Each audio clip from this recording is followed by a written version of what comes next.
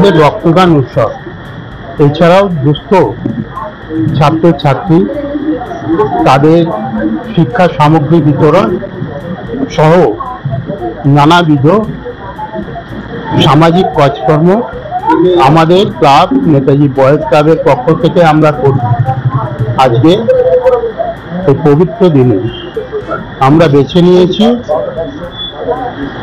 এলাকার মানুষরা রক্ত দেবে, আর এই লিন পিরিয়ডে রক্ত, কারণ আপনারা জানেন নির্বাচনোত্তর পরিস্থিতিতে সারা পশ্চিমবাংলায় একটা রক্তের ক্রাইসিস দেখা দিয়েছে।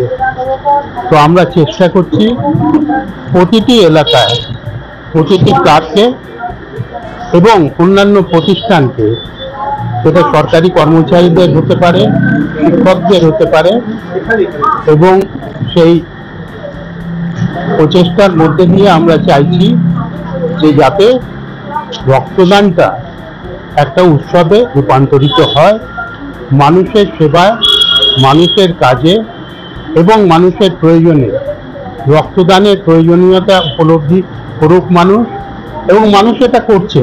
আমাদের এটা সৌভাগ্য যে মানুষ এটা করছেন এবং মানুষ আমাদের সঙ্গে অকুণ্ঠভাবে সহযোগিতা করছেন। এইখানটায় নেতাজি বয়েজ ক্লাবের সাফল্য, এবং আমরা চাইছি সর্বস্তরে এটা সম্প্রসারিত হোক এবং মানুষের প্রয়োজনে আজকে যেখানে একটা বিদ্বেষের বাতাবরণ তৈরি হচ্ছে হিন্দু মুসলমানের মধ্যে, আমরা সেই বিদ্বেষকে অতিক্রম করে একটা সামাজিক সুরক্ষা এবং সামাজিক সমন্বয় করতে চাইছি, এবং সেই সমন্বয়ের মধ্যে দিয়েই কিন্তু এগিয়ে নিয়ে যেতে চাইছি পশ্চিমবাংলা। ব্লাড ব্যাংক কালেকশন করতে, এটা এইমস থেকে এসছেন, এরা আমাদের সঙ্গে পূর্ণ সহযোগিতা করছেন। এরা আজকে না হলেও 70 এরকম। কোন ক্লাবের নাম? Netaji boys club. আপনার নাম? আমি মনোজ চক্রবর্তী। কোন জায়গাটা? পালপাড়া।